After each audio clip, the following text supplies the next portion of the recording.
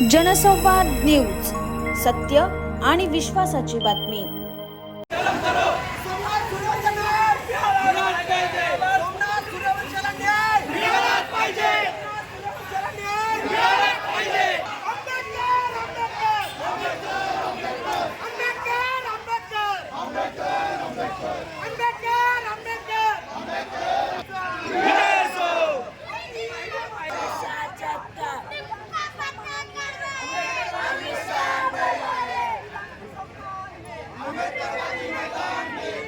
उल्हासनगर प्रांत कार्यालयावर आज शिवराय शाहू फुले आंबेडकरी अनुयायांनी मोर्चा काढला होता।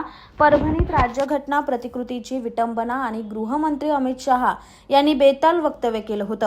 या आंदोलनात सोमनाथ सूर्यवंशी यांचा कारागृहात मृत्यू झाला। या मृत्यूची चौकशी करून दोषी अधिकाऱ्यांवर कारवाई करून निलंबन करण्यात यावं, या मागणीसाठी हा मोर्चा काढण्यात आला होता।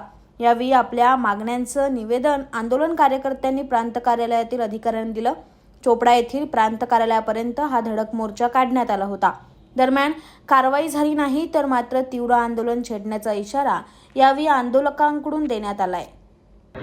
10 डिसेंबर रोजी परभणी या ठिकाणी ज्या जातीय मानसिकता ठेवून दत्ता पवार या व्यक्तीने बाबासाहेबांचे जे शिल्प होतं त्या शिल्पाची विटंबना केली, त्या निषेधार्थ परभणीमध्ये जिल्हाधिकाऱ्यांना 11/10/24 रोजी लोक निवेदनं दिली आणि निवेदनं देऊन घरी जात असताना त्यांच्यावरती लाठीचार्ज करण्यात आला, त्यांना मारझोड करण्यात आली, पोलिसांकडून त्रास झाला।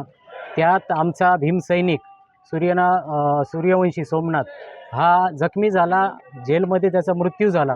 याला सर्वस्वी जबाबदार पोलीस प्रशासन आहे असं आमचं म्हणणं असून आम्ही उल्हासनगरमध्ये दी बुद्धिस्ट सोसायटी ऑफ इंडिया अर्थात भारतीय बौद्ध महासभा या संस्थेच्या माध्यमातून सर्वांना आवाहन केलं आणि आजचं निवेदन सर्व पक्षीय, सर्व संघटना, सर्व धार्मिक संघटना यांनी माननीय उपविभागीय अधिकारी यांना सादर केलेलं आहे आणि ते आम्हाला न्याय देशील। आमची जनसंवाद न्यूज, सत्य आणि विश्वासाची बातमी।